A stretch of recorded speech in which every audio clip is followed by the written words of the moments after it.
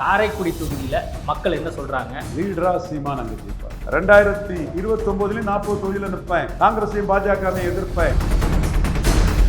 செல்லத்துறை தேவருக்கு தியாகத்தை நம்ம மனசார பாராட்டுறோம். அந்த தியாக குடும்பத்திலிருந்து வந்தவர் தான் அந்த தம்பி பிரபுன்னு சொல்லும்போது அவருக்கு மேல நமக்கு ஒரு மரியாதை இருக்குது. பட் விஜய் லீடர்ஷிப் ஒரு சந்தர்ப்பவாத, ஊழலுக்கு துணை போகக்கூடிய, வாரிசு அரசியலுக்கு துணை போகக்கூடிய ஒரு பார்ட் டைம் லீடர்ஷிப்.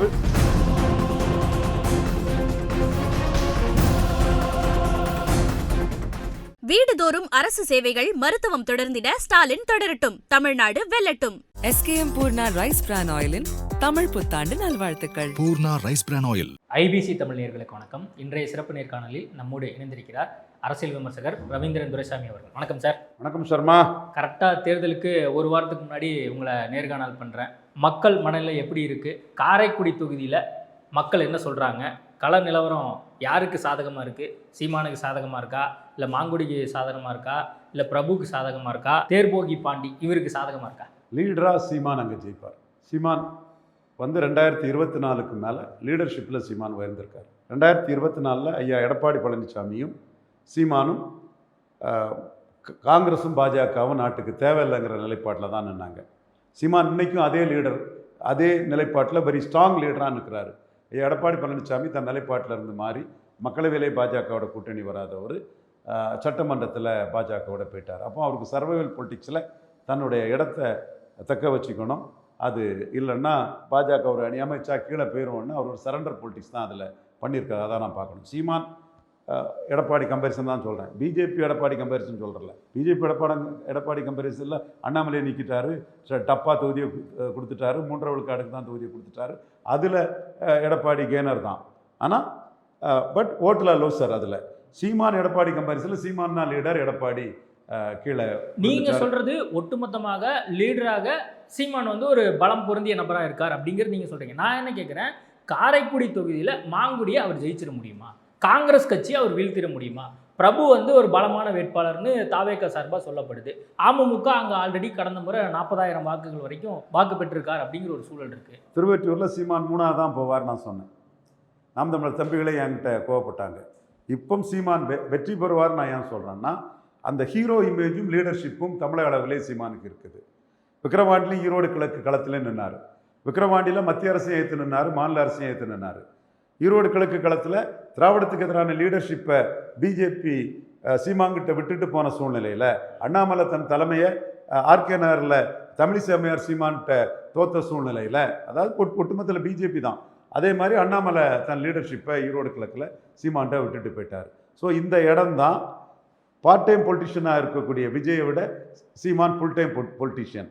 நிலைப்பாட்டை மாறின விட எடப்பாடியை விட சீமான் பெரிய லீடர். விக்கிரவாண்டி ஈரோடு கிழக்கு களத்துக்குள்ளே வராத எடப்பாடியை விட லீடர்ஷிப்பில் சீமான் வந்து உயர்ந்து தான் இருக்கிறார். ஸோ சீமான் லீடர்ஷிப் மக்களவை தேர்தலுக்கு பிறகு உயர்ந்திருக்குது. இது 214 தொகுதிக்கும் பொருந்தும். அந்த 214க்கும் பொருந்தக்கூடிய அந்த சீமான் லீடர்ஷிப்புங்கிறது காரைக்குடிக்கும் பொருந்தும். ஸோ காரைக்குடியில் அஸ் எ லீடராக சீமான் எமர்ஜ் ஆகி வருவாங்கிறத என்னோட நான் கணக்கு. அங்கே உள்ள காஸ்ட் கால்குலேஷன் இதுக்கெல்லாம் நான் போக விரும்பலை. அவர் அங்கே வல்லம்பர் ஜெயிப்பாங்க, நாட்டுக்கோட்டை செட்டியார் ஜெயிப்பாங்க, பொதுவாக மாறி மாறி ஜெயிக்கக்கூடிய ஒரு தன்மைகள் அங்கே இருக்கும். அதுக்குள்ளே நான் போக விரும்பலை. எம்ஜிஆர் அருப்புக்கோட்டையில் 60 விழுக்காடு வாக்கு எடுத்தார், தமிழகத்தில் 30 தான் எடுத்தார். லீடராக கூடுதலாக 30 விழுக்காடு வாக்கு அவருக்கு கிடச்சிது. ஜெயலலிதா அம்மையார் 20 சம்திங் தான் தமிழகத்தில் எடுத்தாங்க, போடியில் 50 எடுத்தாங்க. விஜயகாந்த் 8 எடுத்தார், இங்கே விருத்தாச்சலத்தில் 40 எடுத்தார். கமல்ஹாசன் 3 எடுத்தார், அங்கே 30 எடுத்தார் கோயம்புத்தூரில். அதே மாதிரி தினகரன் 3 எடுத்தார், கோயில்பட்டில் 30 எடுத்தார். லீடருக்குன்னு ஒரு ஓட்டு உண்டு. அந்த 21 கமல்ஹாசன் தினகரனுக்குள்ள பாப்புலாரிட்டியில் சீமான் இல்லைன்னு நான் சொல்லியிருக்கிறேன். இப்போ அதை தாண்டி எடப்பாடி பல்ட்டி அடித்ததுலையும், எடப்பாடி விக்கிரவாண்டி ஈரோடு கிழக்கில் நிற்காததையும், விஜய் கட்சி ஆரம்பிச்சுட்டு கமல்ஹாசன் மாதிரி விக்கிரவாண்டி ஈரோடு கிழக்கில் லெட்டர் பேடாக இருந்ததுலையும், தன்னோட நிலைப்பாடு காங்கிரஸும் பாஜகவும் நாட்டுக்கு தேவையில்லாத ஆணிங்க, திமுகவும் அண்ணா திமுகவும் காங்கிரஸ் பாஜகவின் ஊதுகுழல்கள் ஒட்டுண்ணிகள் தொங்கு சதைன்னு ஆணித்தரமாக சொல்கிறதுலையும் 29லேயும் 39 தொகுதியில் 40ன்னார். 20 ஆண்கள் 20 பெண்கள் புதுச்சேரியும் சேர்த்து 40 தொகுதியிலும் நான் தனிச்சு தான் நிற்பேன்னு ஒரு தில்லா ஒரு நிலைப்பாட்டோட என்னைக்கும் தனிச்சு நிற்பேன்னு சொல்லக்கூடிய அந்த லீடர்ஷிப் இமேஜில் சீமான் 214 தொகுதியிலையும் உயர்றாரு. இங்கே காரைக்குடியிலும் பெரிய அளவு உயர்றாரு. Fortune favours the brave. இனி காங்கிரஸையும் பிஜேபியும் அடிச்சு நிற்கக்கூடிய ஒரு லீடர்ஷிப் ஸ்டாலின்கிட்ட இல்லை, எடப்பாடிகிட்ட இல்லை, விஜய்கிட்ட இல்லை, சீமான்கிட்ட இருக்குங்கிறது தான் தமிழர்கள் மத்தியில் ஜாதி கடந்து சீமானுக்கு பலம். அண்மையில் கார்த்திக் சிதம்பரம் அங்கே பிரச்சாரம் பண்ணும்போது ஒரு முக்கியமான கருத்தை வச்சுருந்தாரு. அவருக்கு இங்கே ஓட்டே கிடையாது, அவரை நீங்கள் வந்து வரவேற்பு கொடுங்க, சேம் டைம் வந்து சாப்பாடு போடுங்க, ஆனால் வந்து வெற்றியெல்லாம் பெற வச்சிடாதீங்க அப்படின்னு சொல்லி கார்த்திக் சிதம்பரம் பிரச்சாரம் பண்ணிட்டு இருக்காரு. இன்னொரு பக்கம் அங்கே பெரிய கருப்பண்ணனுக்கு எந்த அளவுக்கு செல்வாக்கு இருக்குது அந்த பகுதியில் அப்படின்னு நம்மளுக்கு தெரியும். ஆல்ரெடி சிதம்பரம் அவர்கள் அந்த காரைக்குடியை சேர்ந்தவர், அவர் எந்த சமூகத்தை சேர்ந்தவர் நம்மளுக்கு தெரியும். இப்போது முன்னாள் அமைச்சர்கள் எல்லாரும் வந்து அங்கே ஆல்ரெடி பிரச்சாரம் பண்ணிட்டு இருக்காங்க, இருக்கக்கூடிய சிட்டிங் அமைச்சர் வந்து பிரச்சாரம் பண்ணுறாரு. அப்படின்ட்டு இருக்கும்போது அங்கே பலம் பொருந்திய ஒரு வேட்பாளராக மாங்குடி இருக்கார் அப்படிங்கிறதான மாங்குடிக்கு செட்டியார் குடும்பம், சிதம்பரம் குடும்பம் பெரிய பலம். அதே மாதிரி அதையும் தாண்டி பெரிய கருப்பன் ஸ்டாலின் லாயலிஸ்ட்டு, லோக்கலில் ஒரு பெரிய மாவட்ட செயலாளராக பவர்ஃபுல்லாக இருக்கக்கூடிய ஒரு பெரிய பலங்கிறத நான் மறுக்க வரல. மாங்குடிக்கும் பெரிய எதிர்ப்புன்னு சொல்லலை, வல்லம்பர் கம்யூனிட்டிக்காரரு அவருக்கு எதிர்ன்னு சொல்லி அவர் அடாவடி அரசியல்வாதிலாம் நான் மாங்குடி நான் சொல்ல வரல. அதே மாதிரி பெரிய கருப்பனுக்கு ஆர்கனைசிங் கெப்பாசிட்டி, அவர் எல்லா காலகட்டத்திலும் அங்கே வந்து பெரிய லெவலில் அந்த டிஸ்ட்ரிக்டில் இருக்கிறது. ஒரு யாதவ் சமுதாயத்தை சேர்ந்தவர், ஒரு பவர்ஃபுல் பொலிட்டிக்ஸு, முக்குலத்தோர்களை மட்டுமே பண்ண முடியுங்கிற அந்த பொலிட்டிக்ஸை ஒரு யாதவ் சமுதாயத்தை சேர்ந்தவர் அங்கே பண்ணி நிற்கிறதையும் நான் அக்செப்ட் பண்ணுறேன். சீமானுக்கு மெரிட்டாக நான் சொல்கிறது, லீடர்ஷிப்பில் அவருக்கு வாக்கு கிடைக்கும். ஒரு லீடராக இந்த தமிழ் மண்ணின் அரசியலுக்கு காங்கிரஸ் பாஜகவை ரெண்டு வரையும் எதிர்த்து ஸ்டாலின் மாதிரியோ எடப்பாடி மாதிரியோ விஜய் மாதிரியோ எதிர்த்து நிற்க முடியாத ஒரு பலகீனமான தன்மை இல்லாமல் பலமாட்டு ஒரு பிரபாகரன் மகனாட்டு நான் ரெண்டு தேசிய கட்சியும் எதிர்த்து நிற்கிறேன். அந்த ரெண்டு தேசிய கட்சிகளின் ஒரு ஒட்டுண்ணிகளாக தான் திராவிட கட்சிகள் இருக்குன்னு ஒரு ஸ்ட்ராங்காக சொல்கிறார் இல்லையா, அந்த துணிச்சலான லீடர்ஷிப்புக்கு சீமானுக்கு ஒரு பேக்கிங் தமிழ்நாடு ஃபுல்லாட்டே வரும் நாட்களில் அது சீமான் விஜயை விட ஒரு போல்டான தலைவராட்டு அதில் கருதப்படுவார். அந்த புள்ளியில் தான் சீமான் எமர்ஜ் ஆவார் நான் கருதுறேன். குறிப்பாக மக்களவைத் தேர்தலில் சீமானுக்கு 2 விழுக்காடு வாக்கு தான் வரும்னு எல்லாரும் சொன்னாங்க. 2 விழுக்காடு தான் மதிப்புக்குரிய வெர்சடைல் ஜீனியஸ். அவரோட பாயிண்ட் ஆஃப் வியூ கரெக்ட் தான். சுமன் ஸ்ரீராமன் சார் ஒரு 3 முனை பெருசாக இருக்கும்போது 2 பேர் பிரைம் மினிஸ்டரோடு நிற்கும்போது வந்து 3ஆவது நிற்கிறவருக்கு என்ன 4ஆவது நிற்கிறவருக்கு என்ன கிடைக்கும், 2 விழுக்காடு தான் கிடைக்கும்னு சொன்னார். ஆனால் சீமான் 8 விழுக்காடு எடுத்தாருன்னா அந்த இடத்துக்குள்ளே திமுக வேண்டாம், அண்ணா திமுக வேண்டாம்னு அறத பழசான விஜயகாந்த், கமலஹாசன், மூப்பனார், அந்த காலத்து இத்து போன நஞ்சி போன நூடுல்ஸ் ஆகி தோத்து போன அந்த வேஸ்டான அந்த வீகத்தை விட்டுக்கிட்டு அவர் எடுத்த வீகம் அதை விட பெரிய வீகம் தான் வந்து கலைஞர் கருணாநிதியும் புரட்சி தலைவி ஜெயலலிதாமையாரும் மக்கள் தலைவர் எம்ஜிஆரும் தங்களை காப்பாற்றிக்கிட்டதுக்கு, ஊழல் வழக்குகளில் இருந்து தங்களை காப்பாற்றிக்கிட்டதுக்கு, தங்களுக்கு சிரமம் வராமல் இருக்கிறதுக்காக காங்கிரஸுக்கும் பாஜகவுக்கும் ஜால்ராக்களாக ஒட்டுணிகளாக ஊதுகுழலாக இருந்தாருங்கிற ஒரு ஸ்டாண்டை எடுத்து திமுகவும் அண்ணா திமுகவும் காங்கிரஸ் பாஜகவின் ஊதுகுழல்கள் ஒட்டுணிகள் தொங்கு சதைகள்னு 4 வரையும் அடித்தார். நீங்கள் மூப்பனார் எதிர்த்தது திமுக அண்ணா திமுகவை, விஜயகாந்த் எதிர்த்தது திமுக அண்ணா திமுகவை சோனியா கிட்ட நட்பு பாராட்ட போனார். கமல்ஹாசன் எதிர்த்தது திமுக அண்ணா திமுகவை ராகுல்கிட்ட நட்பு பாராட்ட போனார். இதெல்லாம் பலகீனம். துணிச்சலானவன் சுத்த வீரன் இதை செய்ய மாட்டான். திராவிடத்தை எதுக்கு பாஜக கிட்டையும் காங்கிரஸுக்கிட்டையும் துணை தேடுறது ஊன்றுகோலோட நடக்கக்கூடிய ஒருத்தனுக்கு ஒரு செயல். டிஃபரெண்ட்லி ஏபிள்டு சகோதரர்கள் நான் குறை சொல்லலை, ஒரு எக்ஸாம்பிளுக்கு எனக்கு என்ன சொல்லன்னு தெரியல, அந்த வகையில் அதை சொல்கிறேன். அந்த ஊன்றுகோல் இல்லாமல் துணிஞ்சு நான் 4 வரையும் எழுத்து அடிப்பேன், காங்கிரஸ் பாஜகவை எழுத்து அடிப்பேன்னு சீமான் துணிச்சலாக சொல்கிறாரு பாருங்க. அந்த துணிச்சல் எப்படி 2024 அவருக்கு பெரிய பூஸ்ட் கொடுத்தோ அதே துணிச்சல் இன்னைக்கு சீமான் அடிக்கிறாரு. வேடசந்தூர் கூட்டத்தில் அடிக்கிறாரு. 2029 40 தொகுதியில் நிற்பேன், காங்கிரஸையும் பாஜகவையும் எதிர்ப்பேன், திமுக அண்ணா திமுக எதிர்ப்பேன், 20 ஆண்கள் 20 பெண்கள் நடிக்கிறார் பாருங்க. இந்த போல்ட்னஸ் ஒரு லீடருக்கு 5வது முறையும் 6வது முறையும் இருக்குதுன்னு சொன்னால் அந்த லீடர் நம்ம லீடர்ஷிப் குவாலிட்டி உள்ளவன் காங்கிரஸ் கூட்டணிக்கோ பாஜக கூட்டணிக்கோ அவன் என்னைக்கு முயற்சி பண்ணலை. பாஜக கூட 50-60 நாள் காம்ப்ரமைஸ் பண்ண முயற்சி பண்ணிக்கிட்டு அதுக்கப்புறம் அவன் எதுக்கிற தன்மை அவங்ககிட்ட இல்லை.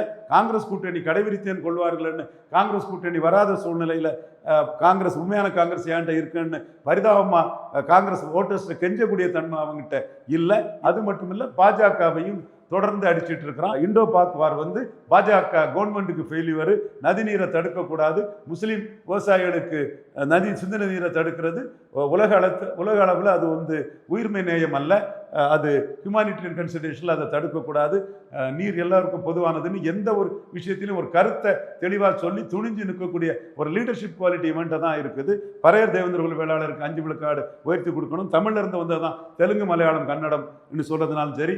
இலவசங்கள் நாட்டுக்கு கேடு, இலவசங்கள்னு சொல்லி மக்களை ஏமாத்துறாங்க. நான் இலவசங்கள் நாட்டுக்கு கேடுங்கிறத நான் சொல்றேன். பிராண்டி விஸ்கி தேவையில்லை, அது என் சகோதர சகோதரிகளுக்கு பெரிய பாதிப்பை ஏற்படுத்துது. இந்த மாதிரி லீடர்ஷிப்பில் தெளிவாக நின்று 4 கட்சியை எழுத்து நிற்கக்கூடிய காம்ப்ரமைஸ் இல்லாத ஒரு அன்காம்ப்ரமைஸ் ஒரு லீடர்ஷிப்பில் நிற்கிறாரு பாருங்க. இந்த 3 பேரும் காங்கிரஸ் பாஜக 2ல் ஏதாவது ஒன்று நோக்கி தொங்கிக்கிட்டு ஓடும்போது லீடரா சீமான் நிற்கிறது தான் காரைக்குடியிலும் அவரை தூக்கி நிறுத்தம். இதுதான் சர்மா 2024 எல்லாரும் சீமான் 2 விழுக்காடுக்கு போயிடுவான்னு சொல்லும் போது ஃபார்ச்சூன் ஃபேவர்ஸ் த பிரேவ்னு பிரேவா நின்னாரு, லீடரா நின்று 4 கட்சியும் ஏபிசின்னு அடிச்சாரு இல்லையா?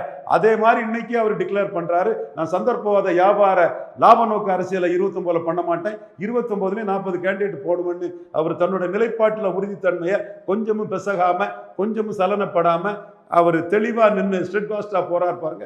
அதுதான் சீமானுக்கு லீடர்ஷிப்பை தூக்கி நிறுத்துது. அந்த லீடர்ஷிப் தான் காரைக்குடியில் அவரை ஜெயிக்க வைக்குது. நீங்க சொல்வது ஒட்டுமொத்தமாக நாம் தமிழர் கட்சிக்கும் சீமானுக்கும் தமிழ்நாடு முழுவதும் எந்த அளவுக்கு வரவேற்பு இருக்கு, எந்த அளவுக்கு ஈர்ப்பு இருக்கு, எந்த அளவுக்கு ஒரு லீடரா தன்னை காமிச்சிக்கிறாரு அப்படின்னு நீங்க சொல்றீங்க. நான் கேட்கறது காரைக்குடி தொகுதியில அவருக்கு என்ன அட்வான்டேஜ் இருக்கு அப்படிங்கிறது தான் என்னுடைய அடிப்படையான கேள்வி. காரைக்குடி தொகுதியில் அவர் காஸ்ட் நியூட்ரல்ங்கிறது அட்வான்டேஜ். அவர் முக்குலத்தோர் கட்சின்னு அவர் கட்சியை சொல்றதும், சசிகலா மேர பரப்புன அக்ரஹார சிறைச்சாலையில் கொல்ல சதின்னு அவர் பேசுனதும் அவருக்கு அட்வான்டேஜ். அவர் எம்ஜிஆர் ஜெயலலிதா புகழை அடித்து மருதுபாண்டியர் வேலுநாச்சியார் புகழ் நாட்டில் நிற்கணும்னு மலையாளி எம்ஜிஆர், கன்னடர் ஜெயலலிதா இவங்களை அடித்து மருதுபாண்டியருக்காகவும் வேலுநாச்சியாருக்காகவும் தமிழர் என்ற முறையில் அவர் நிற்கிறது அவருக்கு அட்வான்டேஜ். எம்ஜிஆர் சாராயவாரில் கல்வி தந்தையாக்கினார், எம்ஜிஆர் ஊழல் பெருச்சாளின்னு எம்ஜிஆரே அடிக்கிறது அவருக்கு அட்வான்டேஜ். முல்லைப்பெரியார் நதிநீர் இதை மலையாளி எம்ஜிஆர் விட்டு கொடுத்தாருன்னு எம்ஜிஆரே தூக்கி அடிக்கிறது அவருக்கு அட்வான்டேஜ். எம்ஜிஆர் மலையாளி மேனன் ஜாதிவாரி கணக்கெடுப்பு நடத்தினா மலையாளி மேனன் எவ்வளவு தெரிஞ்சு போகும்னு அவர் தமிழ் சமூகங்களுக்கு அனைத்துக்கும் துரோகம் பண்ணார். முக்குலத்தோர் யாதவர், முத்தரையர், செங்குந்தர் போன்ற சமூகங்களுக்கு துரோகம் பண்ணாருன்னு தமிழர் எழுச்சியை எம்ஜிஆர் தடுத்துட்டாருன்னு ஒரு போல்டா எம்ஜிஆரை அடிக்கிறது அவருக்கு அட்வான்டேஜ். ஜெயலலிதா ஊழலுக்காக கன்விட்டானார். தம்பி விஜய் ஜெயலலிதாவை ப்ரொஜெக்ட் பண்ணிட்டு என்னப்பா நீ ஊழலை எதுக்க போறான்னு கேட்குறாரு பாருங்க, அது அவருக்கு அட்வான்டேஜ். எல்லாரும் இலவசம்னு நிற்கும்போது இலவசங்கள் நாட்டுக்கு கேடுன்னு போல்டா நிற்கிறார் பாருங்க, அது அவருக்கு அட்வான்டேஜ்.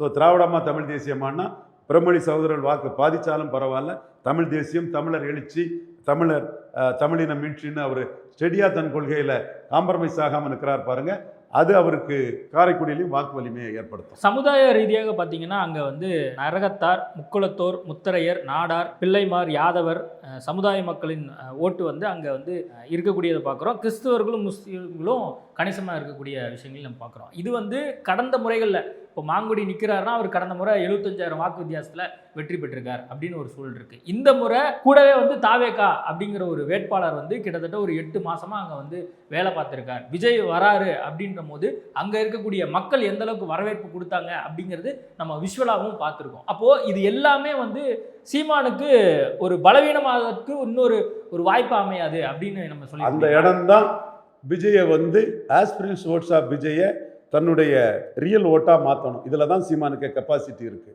அந்த கெப்பாசிட்டி 234 தொகுதியிலையும் சீமான் அதை காட்டணும். அதனால தான் விஜய் பலகீனமான ஒரு கோழைத்தனமாக காங்கிரஸை நம்பி காங்கிரஸ்னு கூட்டணி கடையை விரிச்சாரு. நான் போல்டானவன், 234 தனிச்சு நிற்பேன், காங்கிரஸையும் பாஜகவையும் அடித்து தூக்கி நான் விளையாடுவேன்னு தன் லீடர்ஷிப்பை விஜய்க்கு லீடர்ஷிப்போட பெருசுன்னு காட்டுறாரு. இப்படித்தான் அண்ணாமலைக்கு லீடர்ஷிப்போட தன் லீடர்ஷிப்பு பெருசுங்கிறத 2024 காட்டினார்.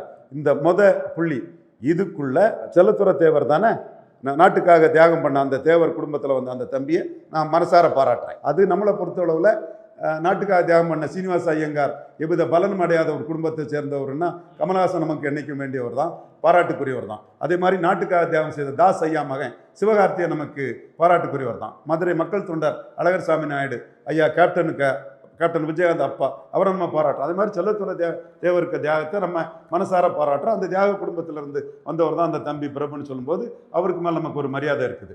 பட் விஜய் லீடர்ஷிப் ஒரு சந்தர்ப்பவாத ஊழலுக்கு துணை போகக்கூடிய, வாரிசு அரசியலுக்கு துணை போகக்கூடிய ஒரு பார்ட் டைம் லீடர்ஷிப்பு. அது கமலஹாசன் சீமான் கம்பாரிசன் சீமானுக்கு உயர்ந்தது மாதிரி விஜய் சீமான் கம்பாரிசனில் சீமான் 8 நாளுக்குள்ள அவர் விஜய் பார்ட் டைம் பொலிட்டிஷியன், சீமான் ஃபுல் டைம் பொலிட்டிஷியன். விஜய் தேசிய கட்சியான பாஜக கிட்ட காம்ப்ரமைஸ் பண்ண முயற்சி பண்ணாரு. காங்கிரஸ் ஆளா பறக்கிறாரு. சீமான் தான் போல்டா காங்கிரஸும் பாஜகவும் தமிழினத்துக்கு பண்ண துரோகத்தை வெளிப்படுத்துறாரு. 29ல் விஜய் ஏதோ ஒரு கூட்டணிக்கு போவார். 29லையும் சீமான் தனிச்சே நிற்கக்கூடியவர். 40 தொகுதியிலும் தனிச்சு நிற்கிறான். 20 ஆண்கள் 20 பெண்கள்னு தன் லீடர்ஷிப்பை அசர்டைன் பண்ணி கமல் சீமான் கம்பாரிசனில் சீமான் உயர்ந்த மாதிரி விஜய் சீமான் கம்பாரிசனில் சீமான் உயர்றாரு. லீடர்ஷிப் உயருதுங்கிறத காட்டணும். அது காரைக்குடிக்கும் அது பயன்படும். அதுதான் என்னோட பார்வை. இப்போ பிரபு அங்கே வந்து வேட்பாளரை அறிவிச்சிருக்கிறது, அங்கே இருக்கக்கூடிய மக்கள்கிட்ட நம்ம பேசும்போது அல்லது வந்து நம்ம பப்ளிக்கிட்ட வந்து கேட்கும்போது அவர் கிட்டத்தட்ட ஒரு 6 மாதமாக இங்கே வந்து எல்லா விஷயங்களையும் இனிஷியேட் பண்ணிட்டு இருக்காரு அப்படின்னு வந்து சொல்கிறாங்க. அப்போது மக்களோட ரொம்ப கனெக்டிவிட்டியாக பிரபு இருக்காரு, டாக்டர் பிரபு இருக்காரு அப்படிங்கிறது மக்கள் சொல்வது மூலமாகவும் தெரியுது. சேம் டைம் வந்து அங்கே ஆல்ரெடி 5 முறை வந்து காங்கிரஸ் தான் வெற்றி பெற்றிருக்கு அப்படின்னு ஒரு சூழல் இருக்கும்போது அட்வான்டேஜ் சீமானுக்கு அங்கே எப்படி இருக்குன்னு நீங்கள் இன்னும் தொடர்ந்து சொல்கிறீங்க? தமிழ்நாடு ஃபுல்லாக காங்கிரஸ் திமுக கூட்டணி பலமாக இருக்குங்கிறதையும் அங்கே அதுவும் காரைக்குடியும் ஜென்ரல் தமிழ்நாடு ட்ரெண்டில் விதிவிலக்கு இல்லைங்கிறதையும் நான் மறுக்க வரல. அந்த இடம் வந்து பண்ருட்டி அண்ணனே 214 சீட்டு திமுக காங்கிரஸ் கூட்டணி வெற்றி பெறுங்கிற கருத்தை சொல்கிறாரு. சீமான் அஸ் எ லீடர் வெற்றி பெறுவார்னு தான் நான் சொல்கிறேன். அதுக்கு தான் விஜயகாந்த் விருத்தாச்சலத்தில் வென்ற மாதிரி, ஜெயலலிதா 50 விழுக்காடு எடுத்து போடியில் வென்றது மாதிரி, இவர் அருப்புக்கோட்டையில் எம்ஜிஆர் 60 விழுக்காடு எடுத்து வென்ற மாதிரி சீமான் இன்னைக்கு பார்ச்சூன் ஃபேவர்ஸ் த பிரேவ்னு திமுக, அண்ணா திமுக, காங்கிரஸ், பாஜக 4 பேரையும் அடித்து நிற்கிறாரு. வழக்கமாக எல்லாரும் திமுக வேண்டாம் அண்ணா திமுக வேண்டாம்னு இத்து போன விஷயத்த சொல்லாமல் மைட்டி காங்கிரஸ் பாஜகவுக்கு எம்ஜிஆர், ஜெயலலிதா, கருணாநிதி எல்லாரும் அடிமையாக இருந்தாங்கன்னு நான் தமிழர் பிரபாகரன் மகன் இவங்க தமிழினத்துக்கு செய்த துரோகங்களை தோலுரிச்சு காட்டி பாஜகவையும் காங்கிரஸையும் எதிர்த்து நான் நிற்கிறது ஒரு பவர்ஃபுல் லீடராட்டு மக்கள் சக்தி வந்து பெரிய அளவுக்கு சீமானுக்கு கொடுத்தா அவர் கருணாநிதி எம்ஜிஆரை விட தமிழர் நலன்களை மத்திய நடுவண் அரசுக்கு விட்டு கொடுக்காம ஃபைட் பண்ணுவார். அதற்கான தகுதியான தலைவர் வந்துட்டாரு. கருணாநிதியும் எம்ஜிஆரும் மாறி மாறி சஞ்சயகாந்தி இறந்த போது ஒருத்தர் தேம்பி அழுதார், இன்னொருத்தர் கதறி அழுதார். சஞ்சயகாந்தி இறந்ததுக்கு தமிழ்நாட்டில் லீவ் விட்டார் எம்ஜிஆர். இவர் ராஜசேகர ரெட்டி இறந்ததுக்கு தமிழ்நாட்டில் லீவ் விட்டார் கருணாநிதி. இப்படி காங்கிரஸையும் பாஜகவையும் அப்பீஸ் பண்ணக்கூடிய அரசியலை பண்ணவங்க தான் திராவிட இயக்க தலைவர்கள். நான் 4 வரையும் அடிக்கிறேன். இன்னும் சொல்ல போனால் காங்கிரஸ் பாஜக என்ற டெல்லி ஏகாதிபத்தியின் அடிமைகள் கருணாநிதி, ஜெயலலிதா, எம்ஜிஆர், ஸ்டாலின், எடப்பாடின்னு அடிக்கிறேன். அடிமையாக துடிக்கக்கூடியவர் மற்றவர்கள்ங்கிறத நான் சொல்லி அடிக்கிறேங்கிறது தான் சீமானுக்கு அன்னைக்கு ப்ளஸ்ஸாக இருக்குது. அண்மையில் வேல்முருகன் அவர்கள் சொன்ன ஸ்டேட்மெண்ட் வந்து என்னென்னா, சீமானுக்காக நான் வந்து வேட்பாளர்களை அறிவிக்கலை அப்படின்னு சொல்ல மாதிரி நான் ஒரு செய்தி படித்தேன். அதை நீங்கள் என்ன நினைக்கிறீங்க? அது நீங்கள் கேள்விப்பட்டீங்களா? தம்பி வேல்முருகன் தமிழ் தேசிய அரசியலில் ஈடுபாடு கொண்டவர் தான். ஆனால் you must be a Roman while in Rome. நீ திமுக கூட்டணிக்கு போய் திமுக தெலுங்கு தாய்மொழி மக்கள் கன்சால்டேஷனில் ஆட்சிக்கு வரக்கூடிய ஒரு கட்சி. எல்லாரும் வாக்களித்தாலும் தெலுங்கு தாய்மொழி மக்கள் வந்து இன்னைக்கு லெவல்லாம் 100% வாக்களிப்பாங்கங்கிற ஒரு சூழ்நிலை இன்னைக்கு திராவிட முன்னேற்ற கழகத்துக்கு உருவாயிருக்குது. அப்போ இதில் பிரேமலதா அம்மையார் கூட்டணி, வைகோன்னு இருக்கிறது, அமைச்சரவை பிரதிநிதித்துவம், அருந்ததியர்களுக்கு அதை நான் வரவேற்றேன். அன்னைக்குமே கலைஞர் இருக்க இடத்த நோக்கி நான் கும்பிட்றேன்னு நான் வரவேற்க தான் செய்தேன். அருந்ததியர்கள் பிரியாரிட்டி ரெசர்வேஷனில் 100 விழுக்காடு அருந்ததியர்கள் ஈரோடு கிழக்கில் வாக்களிச்சிருக்கிறது. நாயுடுகள் 100 விழுக்காடு வாக்களிச்சிருக்கிறது. நீங்கள் திமுக கூட்டணியில் இருந்தால் அதில் உள்ள வின்னபிலிட்டிக்கு நீங்கள் பண்ணணுமே தவிர அதுக்குள்ளே இருந்துக்கிட்டு தமிழ் தேசிய அரசியலை நீங்கள் பண்ணினதில் அவர் வேல்முருகன் வந்து அடிபட்டுட்டாருங்கிறது என்னோட கருத்து. நீங்கள் திமுக கூட்டணிக்கு போனால் ஒயிலின் ரோமன் பி எ ரோமன். சீமான் தனிச்சு நிற்கிறாரு, அவர் 4 வரையும் அடிப்பார், விளையாடுவார், ஃபுட்பால் ஆடுவார், என்னவும் பண்ணலாம். நீங்கள் அங்கே இருந்துக்கிட்டு அங்குள்ள அமைச்சர்களையும் மற்றவர்களையும் நீங்கள் விமர்சனம் பண்ணும்போது நீங்கள் கேட்ட நெய்வேலி உங்களுக்கு கிடைக்கல, சபா ராஜேந்திரனுக்கு கொடுத்துட்டாங்க போது மீண்டும் தமிழ் தேசிய அரசியலுக்குள்ள இவர் வாராரு.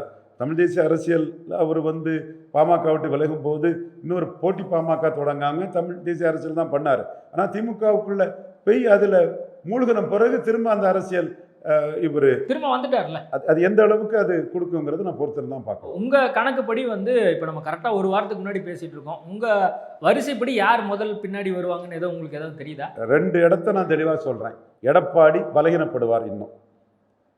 ஏன்னா விஜயை விட்டுருங்க, விஜயோட இது வந்து அடுத்த வரேன் விஜய்க்கு நான் அடுத்து வரேன். விஜய் ஜட்ஜ் பண்ண முடியல. ஜட்ஜ் பண்ணுறது விருப்புக்கு தக்கன ஜட்ஜ் பண்ணலாம். அந்த மாதிரி நான் ஜட்ஜ் பண்ண விரும்பலை. மற்ற களத்தில் இருக்க 3 வரையும் நான் ஜட்ஜ் பண்ணுறேன். 3 வரல ஸ்டாலின் உயர்ந்திருக்கிறார், அதே நிலைப்பாட்டில் இருக்கிறார், அதே அவரை பாஜகவுக்கும் அவருக்கும் கள்ள உறவுன்னு சொல்லி தான் அவர் 39 ஜெயித்தார். இப்போ சொன்ன அர்த்த பழசான இந்த இது விஜய் சொல்கிறனால அவருக்கு எந்த பாதிப்பும் வராது. சீமானா அதுதான் சொல்லிட்டு இருக்கிறாரு. எடப்பாடி பிஜேபி கூட இருந்தே அதை சொல்கிறாரு. இப்போ பாஜகவை யார் தோக்கடிப்பாங்கிறதான் கிறிஸ்துவ முஸ்லீம்களுக்கு பிரியாரிட்டியை தவிர வேறு எதுவும் இல்லை. அதனால் 90 விழுக்காடு முஸ்லீம் ஓட்டுகளும் 80 விழுக்காடு கிறிஸ்தவ ஓட்டுகளும். அங்கே நாடாரு பிள்ளைமாறு விஜய் கிறிஸ்தவ பிள்ளையா அந்த மாதிரியெல்லாம் அங்கே ஜாதி இருக்குது. ஒரு கிறிஸ்தவ பிள்ளை ஊடகவியலாளரே விஜய்க்கு சப்போர்ட் பண்ணுறாருன்னு கிறிஸ்தவ நாடார்கள் வந்து நீங்கள் அதை எக்ஸ்போஸ் பண்ணுங்கள், கிறிஸ்தவ பிள்ளை ஒருத்தர் இது பண்ணுறாருன்னு சொல்கிறாங்க. ஓகே, அவர் நியாயமாக கூட சொல்லியிருக்கலாம், பார்ப்போம். இந்த இடத்துல ஜாதி பிரச்சனை இருக்கனால கிறிஸ்தவர்களில் ஆர்எஸ்எஸ் எதிர்ப்பில் 80 விழுக்காடு வந்து ஸ்டாலினு கிடைக்கும். அதை தாண்டி தேமுதிக சேரும்போது பிறமொழியாளர்கள் கம்ப்ளீட்டாக ஸ்டாலின்கிட்ட கன்சால்டேட் ஆவாங்க. தென் திருமாவளவன் பரையர் கன்சால்டேஷன் இருக்குது, நான்வெனியர் கன்சால்டேஷன் இருக்குது, நான்வெளாள கவுண்டர் கன்சால்டேஷன் இருக்குது. நீங்கள் அரித்மெட்டிக்கலி படி பார்த்தீங்கன்னா ஸ்டாலின் தலைமைக்கு 47.3 கிடச்சிது. இப்போ தேமுதிக 2.7, ஓபிஎஸ் உள்ள வந்திருக்கிறாரு.